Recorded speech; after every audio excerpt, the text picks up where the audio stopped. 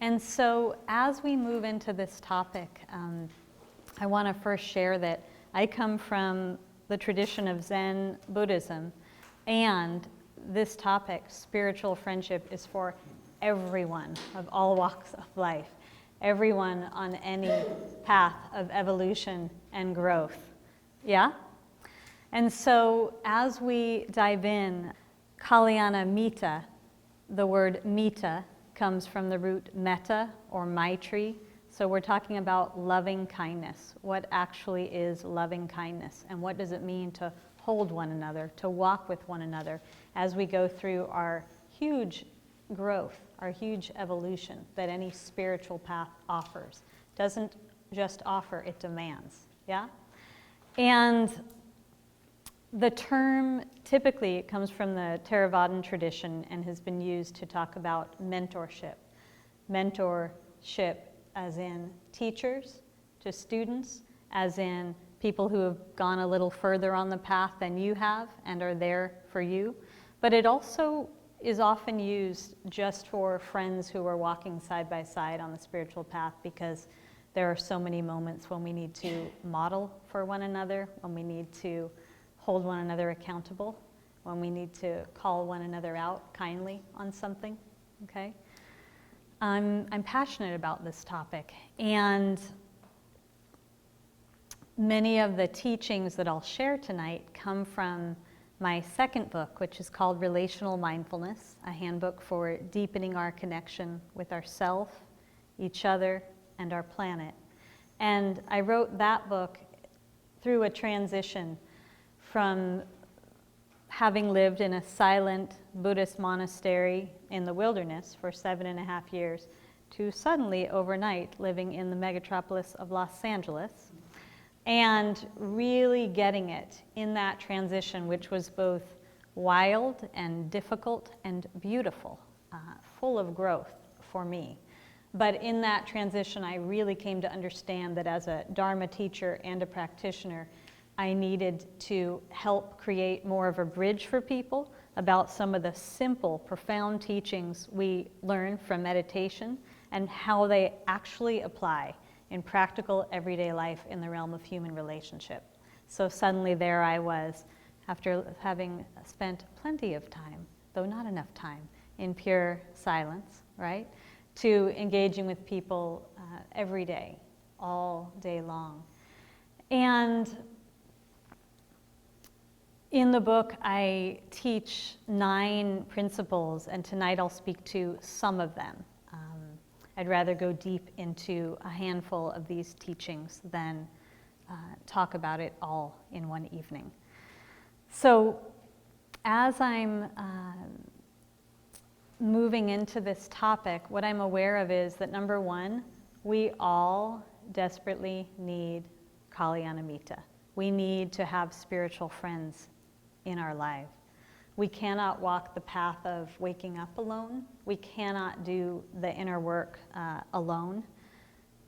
We absolutely need people who are compassionate mirrors, who can be accepting, who understand, who can be patient. Raise your hand if this has been your experience. We also equally, absolutely need to be Kalyana Mitta for others. We need to be spiritual friends in order to deepen certain aspects of compassionate presence that are vital to waking up. So again, everything I'm offering tonight is a reminder that we do not wake up in isolation. We don't actually grow in consciousness in isolation. This is about waking up together, okay? And friendship in itself is golden. However, it is possible to have friendships, to have relationships, which I'm sure everyone in this room can relate to, that are supporting unconsciousness rather than supporting growth. So perhaps we've had friendships where we just are connecting to check out together, yeah? To just go unconscious together, to just escape this life. Or friendships that are based somehow in a real sense of conditional love. We're asked in spiritual practice to be courageous enough to go beyond the illusion of conditional love. Parts of you are lovable and worthy. Parts of you are not and deserve to be judged and rejected. So we need friendships that model this kind of courage. And yet in the world of unconscious relating, oftentimes judgment and criticism are part of it. Oftentimes there's a sense of, as long as you stay this way exactly, then I'll be here for you. But I don't know how many of you here have personally experienced, as I have, friendship that seemed very strong, and then when I was growing in a certain way, that was somehow too threatening or not allowed. Anyone? So what we're talking about tonight is really different. If everyone can just take in a couple of deep breaths.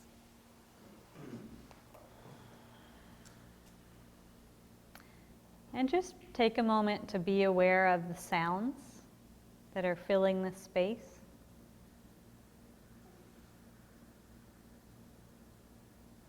Noticing how you listen and noticing how it feels to just receive sound.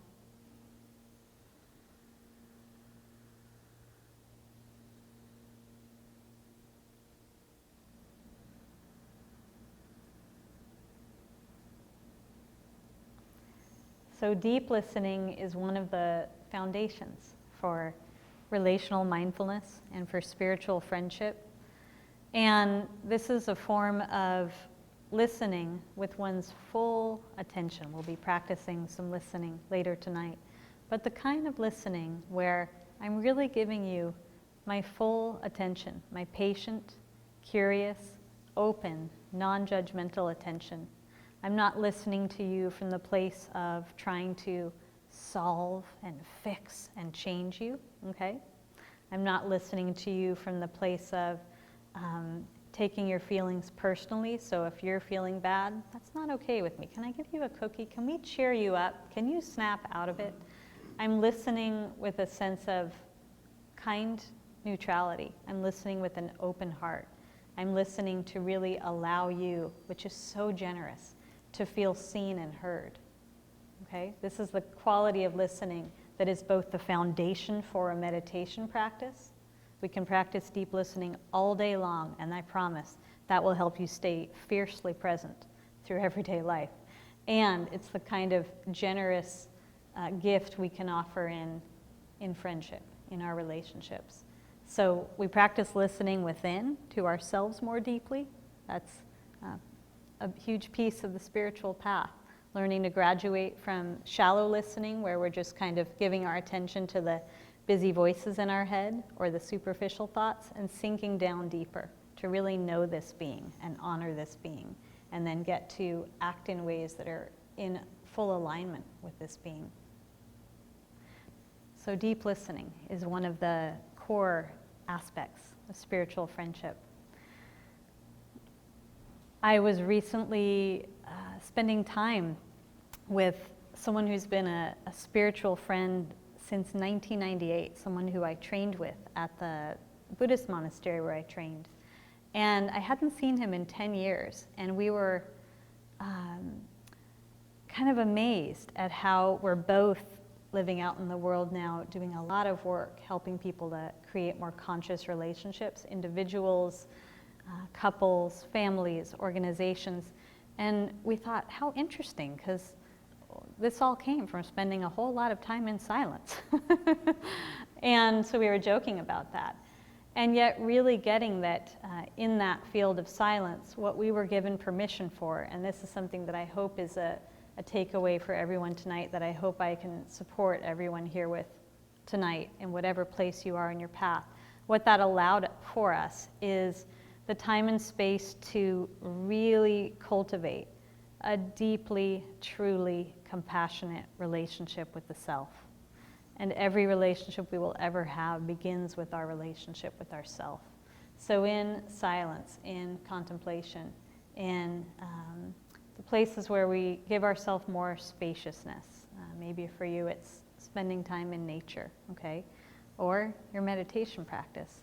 We're really able, we have more support for getting to see clearly what's not compassionate in how I've been interacting with myself, what's actually not true or useful or necessary, and really learning how to meet this being with steadfast compassion. And so that naturally changes how we engage with others, and it gives us the capacity to meet whomever we're with more compassion. It's not a doing, it's a being. Is that your experience of compassion?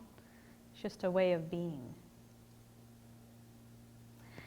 And so he and I had a good time, and we were also joking because we had never socialized together in our whole lives, but I've known him since 1998. We didn't socialize at the Buddhist monastery, right? But we knew each other very deeply, very intimately. So what are some of the things that when we're on the spiritual path, and I mean of any tradition, any work that you're engaged in, what are some of the things that are so unique about being on the spiritual path? What are some of the things that we need support for? I'd like to look at this for a few minutes together and just have you reflect on your own experience, okay? And so the first thing that is so unique is that whereas we can go through life not questioning our identity, we can go through life really clinging to identity. This is who I am, this is who I've always been, these are my likes and dislikes. This is me and my small bubble, self. Is everyone with me? We are asked on the spiritual path, we are given an invitation to question that completely, to allow our sense of tight self, small self, to dissolve enough that we can begin to become much more aware of the field of interconnection that is always here, that we are always part of.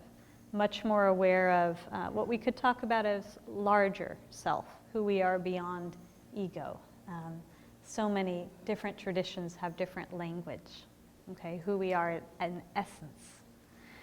And so we need friends who can help us as we're going through this process that is sometimes deeply gratifying and joyful, and sometimes so incredibly uncomfortable. How many of you have had moments of great discomfort or fear as you allow your identity to begin to dissolve? Raise your hand, just so we can keep it real in here. Yeah. So that friend, again, who's willing to listen without judging, who's willing to let us grow and change and trust that growth. Help us to trust our heart leading the way, yeah?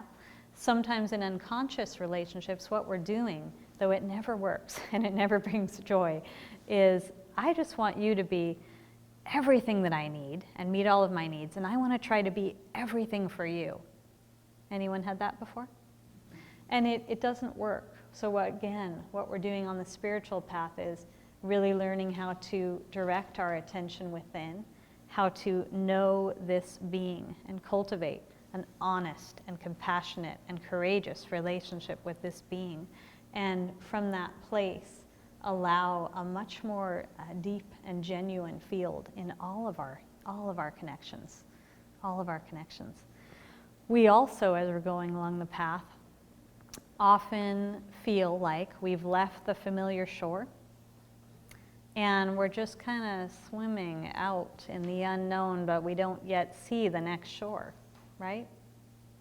So this is something that we deeply need witnessing in, the friend who can not come in and try to save us. Can I give you a life raft? Because you're about to get closer to freedom, right?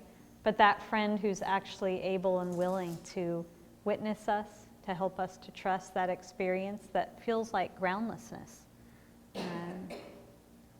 And in fact, in Buddhism, we speak of groundlessness as a place of tremendous freedom.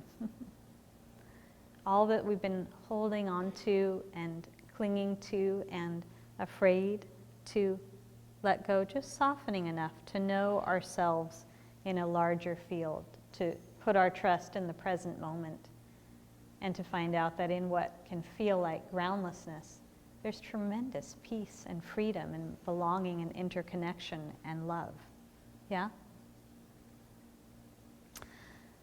Something else that we deeply need from spiritual friends, from our mentors, is acceptance, the modeling of acceptance.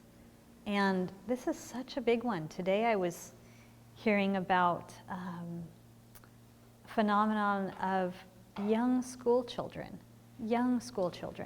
having such anxiety, a 5-year-old having such anxiety about the transition from getting to just be a kid to being in a situation that feels competitive, judgmental, so many expectations, a little tiny being I'm talking about.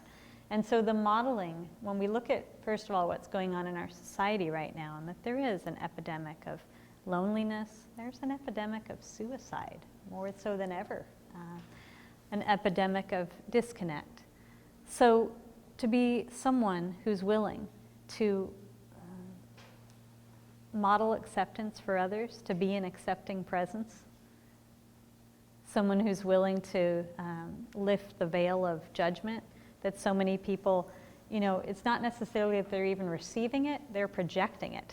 They're just expecting that wherever I go, there's some kind of judgment that's happening or will happen if I step outside the line. Has anyone had that experience as a human being? Yeah.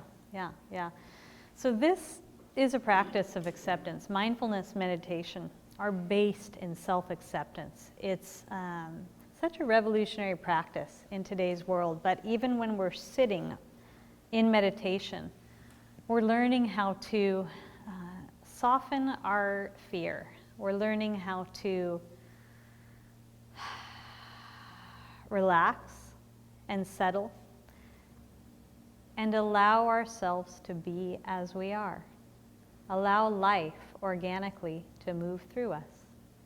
Allow and welcome the sensations that come through our body to be here, not needing to go into a story about every single one of them and what this means, or a judgment. Welcoming and feeling our emotions as they come here, as they arise. Noticing our thoughts with non-judgment. It's a practice, right? But it's an incredibly life-affirming practice. We're learning how to build a circle of acceptance inside of ourselves and in our lives. Sometimes on retreat, I invite people into a practice where they draw a large circle, and they're invited to begin by looking at their life and placing those aspects of their life and themselves that they accept in the center, and all that they don't yet accept outside. And this can be a very powerful mirror for people, just to see, wow, I'm still rejecting that piece of me. I'm still rejecting that feeling, even though it comes up pretty often. I'm still rejecting myself on the days that I wake up sick, okay? I'm still rejecting the part of me who hasn't got over this thing that I tell myself I should have. So this is a practice of being willing to learn acceptance, learn the wisdom of acceptance, and then model this for others. Invite others into this. How many of you have had a heart-opening experience, a relieving experience, or simply a gratifying experience? Hanging out with someone who is deeply accepting. Hanging out with someone who grows your own acceptance capacity. Yeah? Yeah.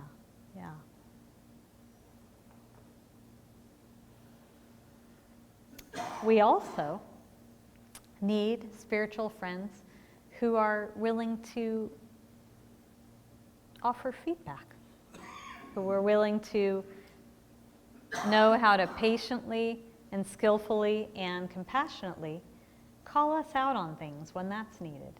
And so this isn't actually separate from acceptance.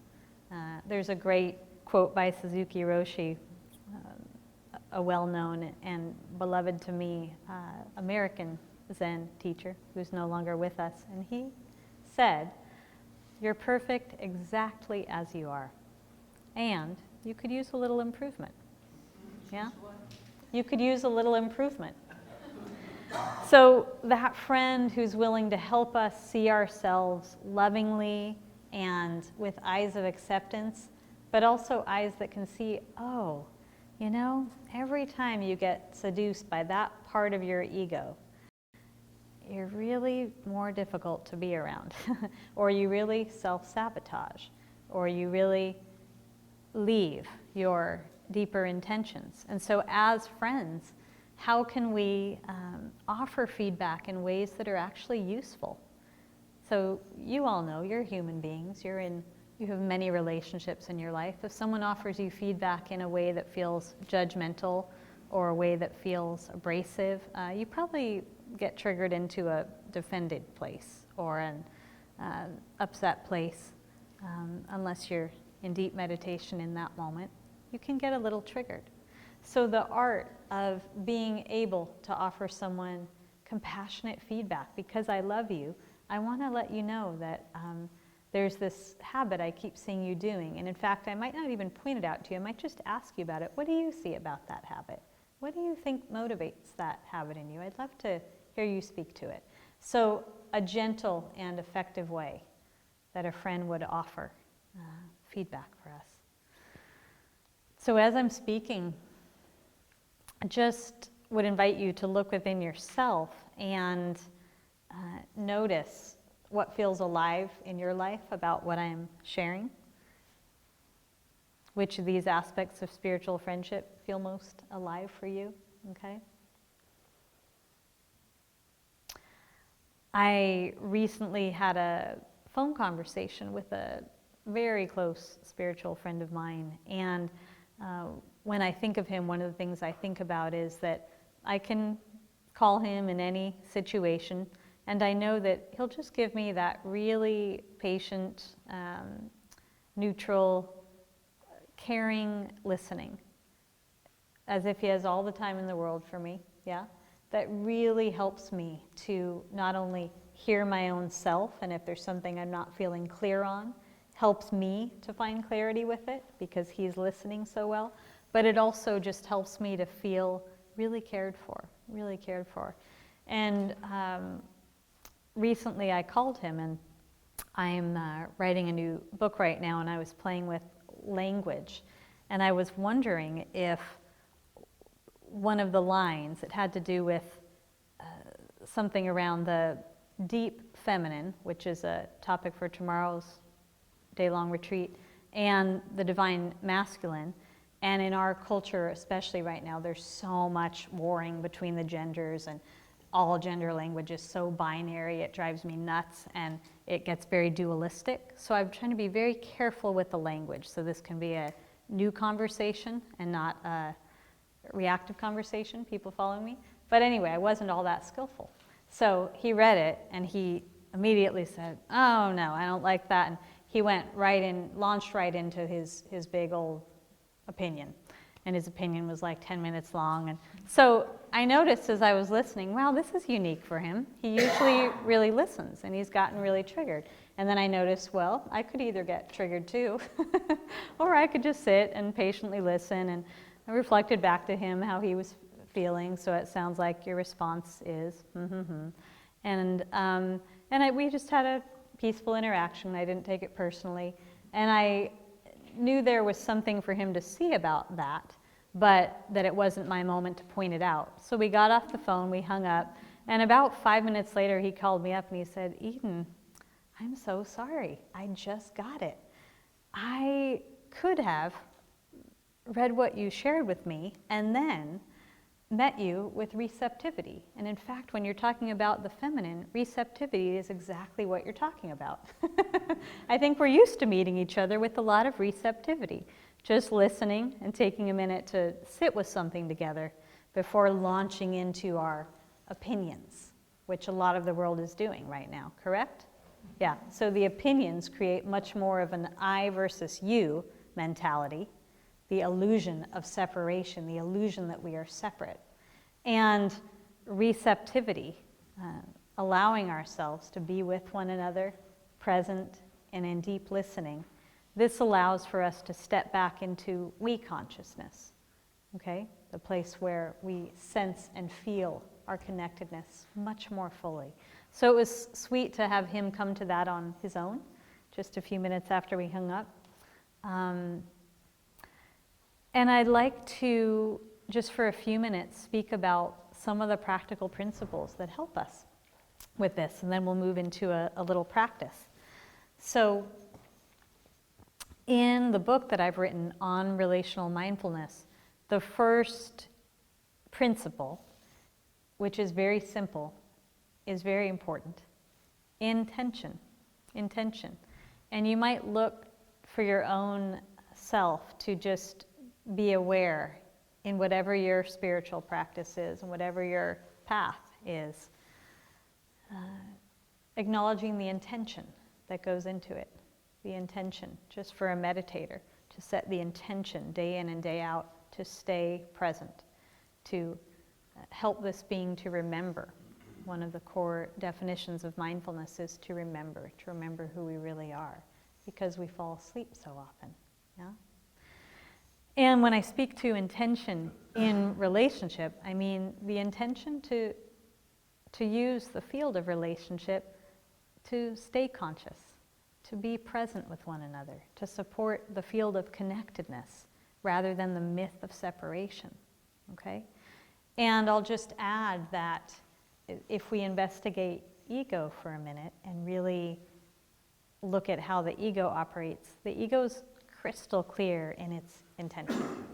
And so I could be interacting with you, but my ego's intention is I want to be liked, I want to be better than you, I want to be right and you be wrong, I want to get your attention, I want to get your approval. Has anyone had those ego intentions before? And if you'll notice, they really get in the way of genuine connection. They really get in the way of us remembering our inherent oneness. They get in the way of understanding, and they get in the way of spiritual friendship. So we're finding the willingness to put that aside and get clear on our deeper intention. Okay? The next principle that feels important to this topic is the pause. And so just as I'm teaching right now, I'd like you to pause, take in a couple of deep breaths, maybe close your eyes. Just feeling the air as it moves through your body.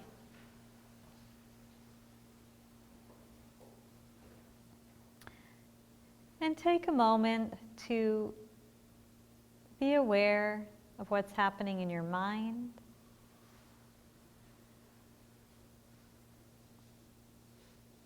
To be aware and curious about how you're feeling, whether it's comfortable or uncomfortable.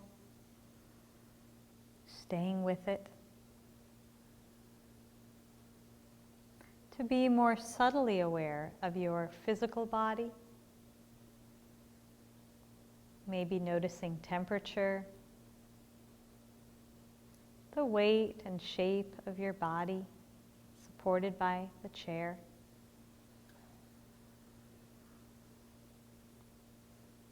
And then you can open your eyes. And so, just in pausing, what do you experience? Just in a brief pause, what does that give you? Anyone? Space to decide what to do. Space to Decide what to do. Space to decide what to do. And space to check in. Space to see what conscious choice do I want to make in this moment. Space to take a step back from whatever habit pattern or reactivity we might have been in. Yeah? Who else? There was a voice over here. Calm. It allows some calm. It's like sometimes we wake up in the morning and there's just a river of thought that begins, and busyness that begins, and habit pattern. And every single time we pause, it's like we're resting on the shore for a minute. Just taking a pause to rest and to, again, access conscious choice, to become more present. Yeah? Anyone over here? Anything you experience in the pause?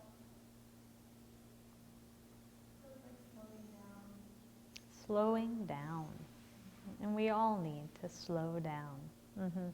Yeah, yeah, yeah. And so in terms of friendship with one another, the gift of pausing, I would say that real connection and real intimacy happens in the pause. It happens when we're willing to just be here in spaciousness together. Not, I'm here with you, but I'm really writing a text. Or I'm here with you, but I'm really planning what we're going to have for dinner tonight. Or just being fully with one another in the pause. Yeah? And another element that I'll bring in before we move into our practice is not taking personally. Not taking personally. And this is really important because there's so much that we take personally. It's just one of those habits that helps to affirm small self, that helps to affirm this bubble of me separate from you. I'm going to take what that person just said personally, and I'm going to take that look on your face personally, and I'm going to take the weather personally. You all relate? Yeah? And so it's a practice, but it's exactly what we're learning through meditation, how to sit in stillness, welcoming and allowing what is. No need to take personally the sensation I don't like at that moment moving through my body. No need to take personally my thoughts. No need to take personally my ego. We all have ego and we all have true nature. So again, part of spiritual friendship, which again, every friendship begins with how we connect with ourselves, is being willing to really see in a steadfast way the person in front of you's inherent goodness, to be willing to see their essence, their true nature. And even when that person is acting out or getting caught in ego, to see that as ego, to see it for what it is. Yep, ego makes a lot of messes. Yep, ego can be pretty obnoxious. Yes, we all work with ego, yeah? But not losing clear seeing, which means that you can see the person's inherent goodness and you can see and remember your own. Yeah? So I'll briefly name the other principles of relational mindfulness just to presence them, and then we'll move right into a practice. And so the other principles, and these are all in my book, and we're selling it tonight in the bookstore for anyone who would prefer that to note-taking. And so the other principles are mindful inquiry and clear seeing. And this is a practice that is very much about just learning how to help ourselves and others take that step back when we get caught. What's the question that can help us to step back enough to go beyond the story we're stuck in, okay?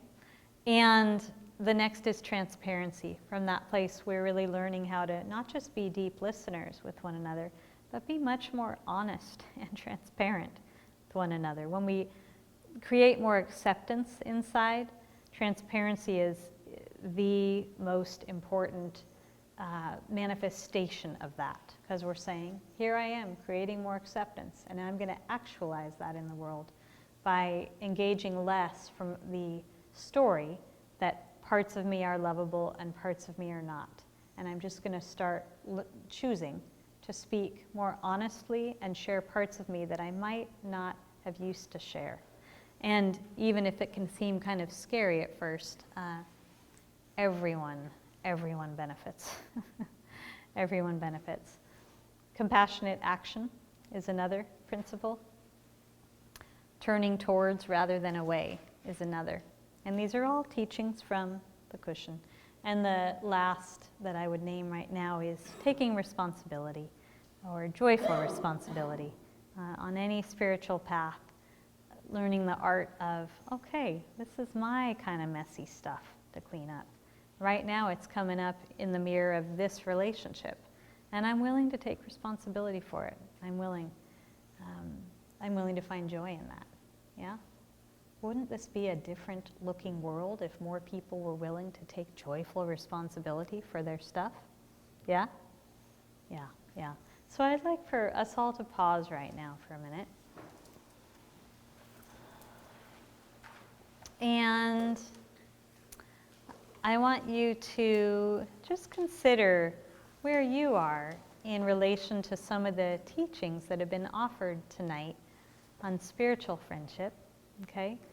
And so, reflecting for a moment on deep listening and the pause, not taking personally, intention,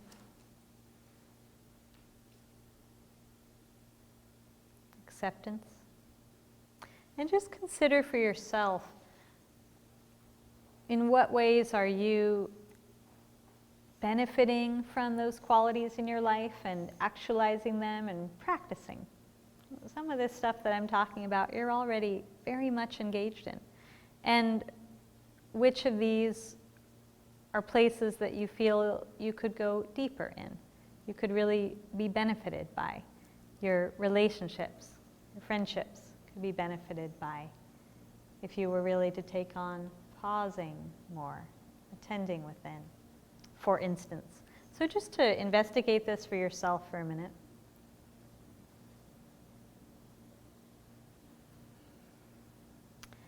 And maybe also to just take a little inventory about where you are in spiritual friendship with yourself.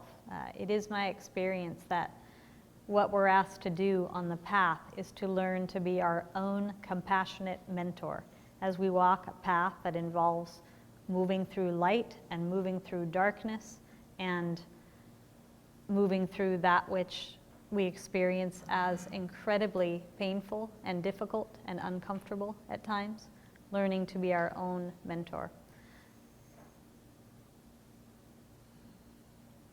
So when you're ready, open your eyes, and if everyone can find someone in this room to partner with for a few minutes. So you might have come here with someone, and if so, you can just turn towards each other, and you can partner with a complete stranger, okay?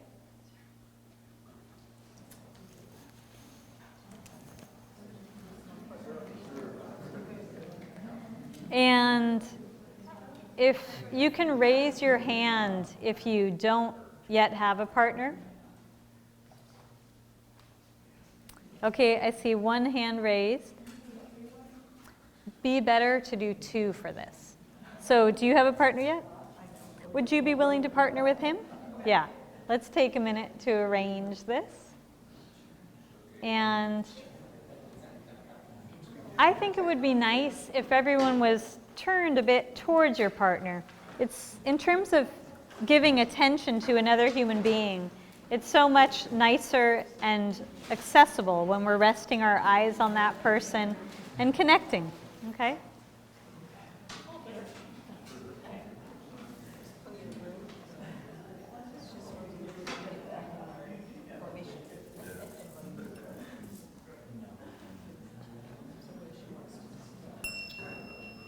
Okay, so we're not just getting together to chit-chat. I'm going to ask you, let's see, first to decide who has the longest hair. And the long hair person, who has the longest hair? And so the long hair person will go first, and I'll tell you what you're doing. We're just going to have a practice of deep listening. So that means long hair person. You will start first, and you'll have a few minutes to share with your partner anything that you'd like to about those questions I asked. It might be about some of what I shared that you're already really practicing in your life and what the benefit is. It might be about your edge. What is it that you feel like you really could deepen in and bring in more of in terms of spiritual friendship and relating mindfully? People with me? So you can respond in whatever way feels true for you. Your partner's job is going to be simply and solely to listen. So no need to ask questions, no need to make comments or add anything. You're just going to listen. And I encourage you to see if you can listen with your whole body. Just relax and listen. And I'm going to guide us for a minute first. It's always helpful when we're connecting to first just close our eyes for a minute and take a deep breath. To see if you can relax your body a little bit. Just get in touch with the quality of openness and the quality of listening, the quality of relaxation. And now you can open your eyes and you'll give your partner the gift of your attention. I'll ring a bell when it's time to switch. So just begin.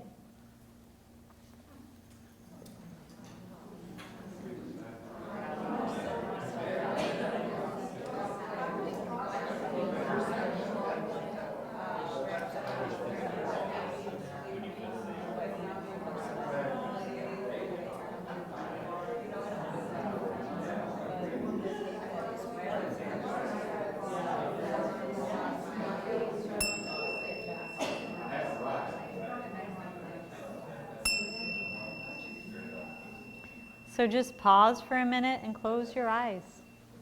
Connect with your breath. Be aware of what's moving through your body right now. What feelings are here.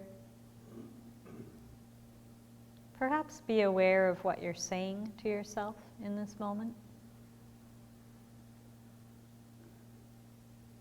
Just notice how you feel if you were the listener or the one being listened to.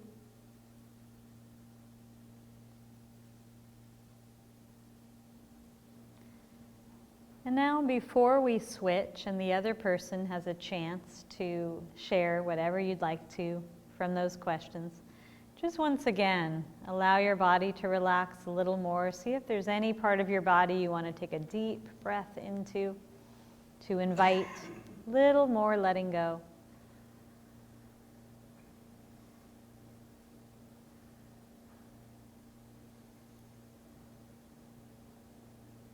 And now gently open your eyes and begin.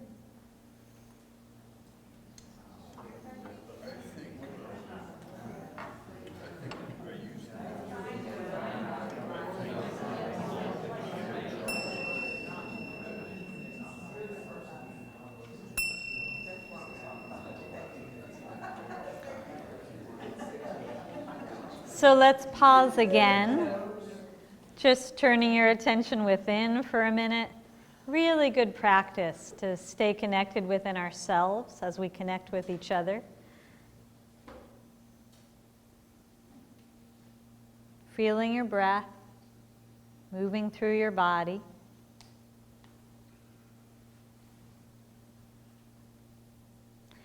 And now, before we move on, I'm going to invite you to open your eyes again and just take maybe a minute each to share with your partner anything you noticed about listening or about being listened to in that way. You might speak about what you received from being listened to. You might speak about how difficult it was to listen. I was busy planning my trip to Spain, okay? Whatever it is. So just share openly about that. I won't ring a bell this time, just give you about 3 minutes total. Okay? Begin.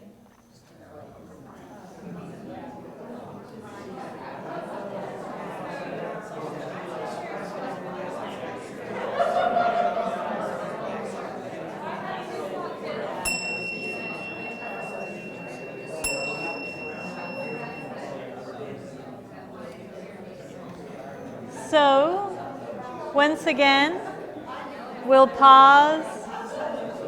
You can bring in to wrap up whatever you're sharing and thank your partner.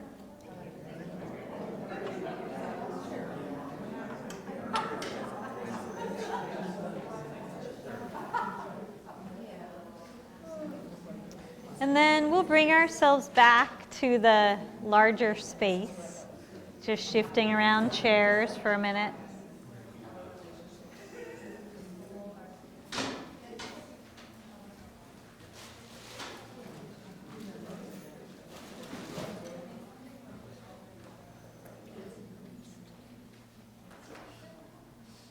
Okay, so I'd like to open it up for a few minutes. So this is a good time both to hear your experience, for you to share any reflections, any awarenesses, and also to ask questions. And I just like to remind people so that we can have real conversation, just to allow, bless you, this space to be confidential. So if someone shares something that's personal, to allow it to stay here, to allow ourselves to remain in the place of deep listening, really just relaxing our bodies and listening as various people share.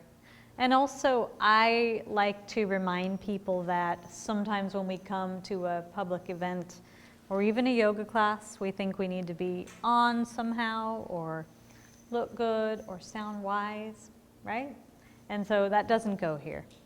In the space of practice, in the space of mindfulness, you're really invited to come as you are and just to share yourself as you are. So that said, who'd be willing to start us off? Yeah, tell me your name. My name is Stan. Thank you, Stan. When I was listening, I noticed that I was making facial gestures, and you specifically said not to respond to them, but facial gestures I thought were an important part of the communication, and so, but it's very important to understand, to not only pay attention, but to understand how you're reacting, and your face is reacting, and how it can impact how the conversation goes. And do you see me nodding and smiling at you right now? Yeah. So we're not trying to become a stone wall. We're just here to bring more awareness to our habit patterns. That's all. And a lot of people have hidden habit patterns they're not even aware of. And maybe caretaking someone, what they're saying, always needing to fix and solve, or needing to keep things light and happy. But maybe they want to talk about something heavy, and that's what they need right now, or whatever our habit pattern is. So I'm just inviting people to bring awareness to that, and also to notice. I'm just curious, how many of you experienced a feeling of being seen and heard by the person just listening? Yeah? Yeah, it's really important. It's not just important, it's vital nutrient, vital medicine. It's something we all need to go through this experience called being human well. Yeah? Yeah, thank you. Anything more you'd like to say about that? Yeah, you're welcome. Who else? You asked about comfortness with, well, first of all, I'm Malcolm. Thank you. And you asked about was I comfortable being able to speak to someone or to just listen. Mm-hmm. And almost in all of my life, I'm a listener. I'm comfortable listening. Yeah. And I'm always in that moment with that person, or at least most of the time. Sometimes I'm always distracted. If I'm with somebody, I typically, everything else is out because that conversation is on something that's important. So listening to my partner, who's been my partner for 42 years, it was a little bit different experience. There's a tendency to take each other, Sure. But very comfortable listening to her when you mentioned that, because that's just something that just seems to be my basic theme.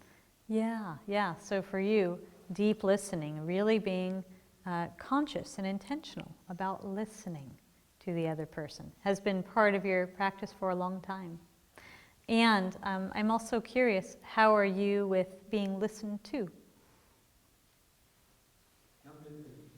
Generally good. I think, like I said, you can tell when you're talking to someone else, whether they're, we've all had the experience of someone who's really looking us in the eye and nodding, or not nodding at all, or then contributing a thought or a question afterwards in the conversation, not interrupting one another. Then we've also had the experience of the one who's come over to talk to you, and they're talking to you, but they're looking around you and they're talking to you. Yes. They're not really with you in that moment. Yes. They're trying to be, but they're also really thinking about where they're going next. You've got it. And something I'd like to emphasize about that is We all know how it feels. We know how good and right it feels to receive someone's full attention. And we know how off it feels, how upsetting it feels to receive someone's wavering or partial or lazy attention. And I encourage you to look to see how you pay attention to your own self as well, because sometimes we don't give ourselves that same deep listening you so generously would give to another, but we meet ourselves instead with judgment or assumption or just, I wish this feeling would go away. I don't want to sit here and be with this, right? So again, we're learning within and out, compassionate relating, within and out, it's the same thing, yeah. And that question I asked you, I also want others to inquire into. Sometimes people have a comfort zone which says, it's really easy for me to be the listener, but it's really hard for me to be seen. I really don't like that, or vice versa. And I encourage people to just investigate for yourself, to acknowledge that on the spiritual path, it's so important to develop both our receptive muscles and our expressive muscles, both sides of presence, and also to step beyond our comfort zone in order to do so, yeah? I think about what genuine power is. I think of it as the ability to give and receive love, to give and receive love, to put down our defenses, our guard, so we can give and receive love. And that's a practice, yeah? You had a question first, and then you, yeah. In this context, cultivating spiritual friendship, Mm-hmm. how do you define spiritual? How do I define spiritual? How do you define it? Well, in the way that I was talking earlier tonight about how we can have friendships and relationships that support unconsciousness, that support going unconscious or staying asleep, or we can have friendships and relationships that support consciousness, that support waking up, that support the overall intention that's like, I'm connecting with you, and we have a shared intention to be waking up together, to be witnessing and supporting one another's awakening. That's a very basic way. And as I said earlier, there's so many different spiritual pathways we can take, but on any of those pathways, we need friends. We need people who can be accepting and supportive and help us to see clearly, yeah, and not support the old self to survive. Yeah. You made And a difference to me along the same line. I first started calling the pause a pregnant pause, mhm, but in your book, you said sacred, mhm, and that makes more sense to me. uh-huh, It deepens it some. I mhm. think, I would say the spiritual part is the deepening. The spiritual part is the deepening, isn't it? Yes, yes. You know, in my book I talk about the myth of separation. There are a lot of examples each day of people relating while affirming the myth of separation. I'm with you, but we're not experiencing our oneness. I'm with you, and we're experiencing the me versus you bubble of separate self. So really the invitation to always be deepening in presence, deepening in awareness, deepening in our knowledge, our experience of non-separation with one another. And I like that phrase, the pregnant pause. And the sacred pause is the language I use for it. But it is also pregnant. You know, in Buddhism, a basic teaching, which we'll be looking at tomorrow quite a bit, is emptiness is fullness, and fullness is emptiness. We're learning how to empty, how to let go of the busyness of separate self, the preoccupation, to really drop into this place of empty space within and out. And that emptiness, it is the most fertile place I know. It's absolutely delicious. It's the place of connection with all of life. And it's absolutely empty, too. I'm not in it, filling it with my ego. Yeah? So thank you for that. You had something. I have to add, you know, I love the question you had about being spiritual, because, you know, you ask somebody if they're religious and they say spiritual, and the definition that you gave was very interesting to me. Yes. Spiritual, but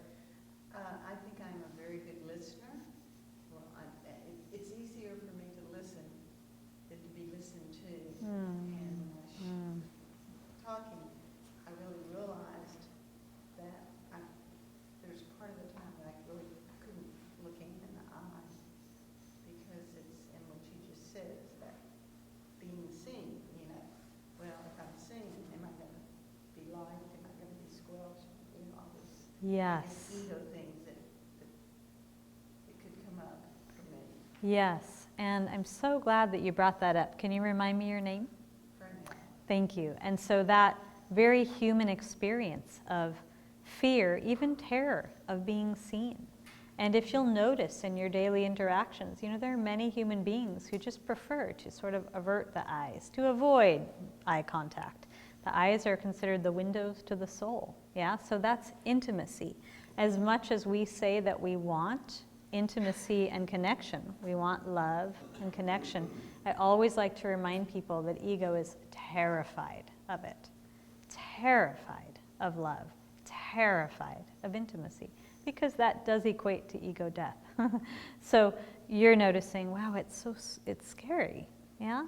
It just brings this up. So for you, the next step is to let yourself practice that, to lean into that a little bit, to be willing, and then to notice what comes up. What is this vulnerability that arises? And can I be with it? Maybe that vulnerability, though it's telling me, look away, is actually the doorway to deeper connectedness and joy. It is. Yeah. And to acknowledge with compassion, and we can all do this, how many times in our lives or our younger lives we did experience judgment. We did experience rejection. Every human being here has in some moment. We did experience heartbreak. And so unless we're willing to now rest in real connection and vulnerability, which heals the past, we're going to be carrying that around for a while. Yeah. Is there anything more you'd like to say about that? Well, talking about vulnerability is that I was listening to a meditation with Tara Brach, Mm-hmm. and it was on vulnerability, and one was on fear. Mm-hmm. And I guess I'm opening up to listen to being vulnerable. It's, again, very scary. Yes, yes. I don't know if you're able to come tomorrow, but if you are, we'll be doing some really good work. Okay. Okay, great. Great. Thank you. You had something back. I was going to say, I think it's interesting how her not saying anything let me go deeper into my own thinking, which I think is, like I had thoughts when I started, and as I kind of talked myself into something else, and then I kind of talked myself into something else, and I think it's interesting by giving that person that space, just go on their own a little bit, they go deeper than into it, like interacting with them. Yeah, it's like you got to follow your own thought processes without being disrupted. And I don't know if you've noticed, sometimes you might have a lot to say, but you keep getting disrupted by someone. And it could be someone who thinks they're being really helpful or is identified with the helper persona. But what you really needed was just someone to witness while you look at something, while you investigate something within yourself. My personal experience of it is a really good listener, a friend that can listen, if they just hold space while I'm talking about something that I'm working with, then I get to hear my own self more clearly. And in that, it all becomes crystal clear. Oh, that's what I need to do. Thank you for listening, right? Yeah, yeah. You had something? Mm-hmm. Yeah, I've always thought a cherished friend is somebody who allows you to talk until you figure out what you're trying to say. Yeah, that's great. That's great. Mm-hmm. Mm-hmm. Yeah, yeah. And then the other thing for spiritual, I don't know, when I think I get to witness ultimate being expressed right in front of me. Yes.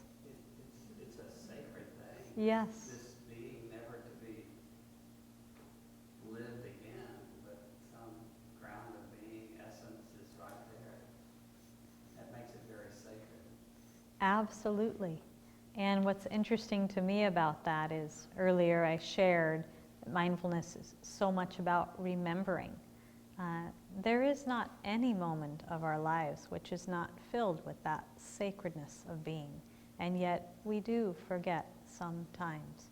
We do allow some interactions to be transactional instead of transformational. Yeah.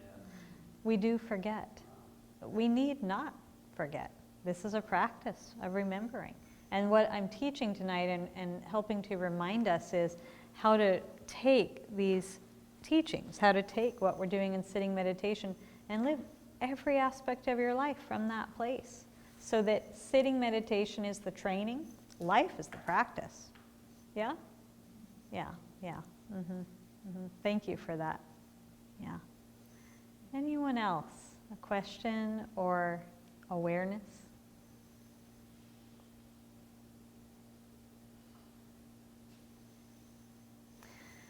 Well, we're coming to our time, so I would offer that I really appreciate your company tonight. I really appreciate your questions and your quality of presence. So thank you for being here. For those who would like to go deeper, while I'm in town tomorrow, we're having a day-long here on the topic of reclaiming the sacred feminine, and this is a topic for people of all genders. This is about the deep feminine aspect of nature and in our spiritual practice, a rebalancing and reclaiming really of the balance, okay? It's a balance that's needed for personal liberation. It's a balance that's needed for planetary well-being. And so you're all welcome to join tomorrow. And I have a sign-in list, bless you, at the front desk, and also have books for sale in the bookstore. And what I would say is anyone who wants to be on my mailing list to hear about offerings, I don't share your email with anyone, but I can certainly let you know each month about retreats and teachings and sometimes videos, audio. I also am happy if people would like to send a follow-up that has some of the principles I've named just listed out for you. Sometimes that's easier than referring to notes. And I do have some phenomenal retreats coming up. I have a retreat. Well, my next retreat is in Finland, so I don't know that anyone's going to fly out to join me. Come join me in Finland a couple weeks from now, okay? But if you can't do that, I have a retreat in Esalen in Big Sur at the end of July, and then a retreat that's just for women in September that's on the topic also of the sacred feminine, power, and relational mindfulness. And a couple of other retreats that are for everyone, so you're welcome to check that out. And I would just pause for a minute to see if there are any final questions that you have before we begin to bring our time to a close. Just to look within and see if you feel complete. Yeah. So I have a question about, so I think we can all tell who are the kind of spiritual friends. How do you get someone else to go deeper if they're not there? Yeah, yeah, yeah. Because you just see them living in this superficial, you want them to go deeper with you, but Yeah. Well, first, I'm really glad you asked this question. I think this is the perfect final question. And what I want to say about it is, first, yes, we all do know who our spiritual friends are. We're really grateful for those special people, or our Sangha, our spiritual community, the really, really safe space. And it's also so important to be aware of not creating a lens, an illusion, through which we're seeing these are the spiritual friends and those are not. These are the conscious people, and these are not. Anyone done that? We want to be really, really careful.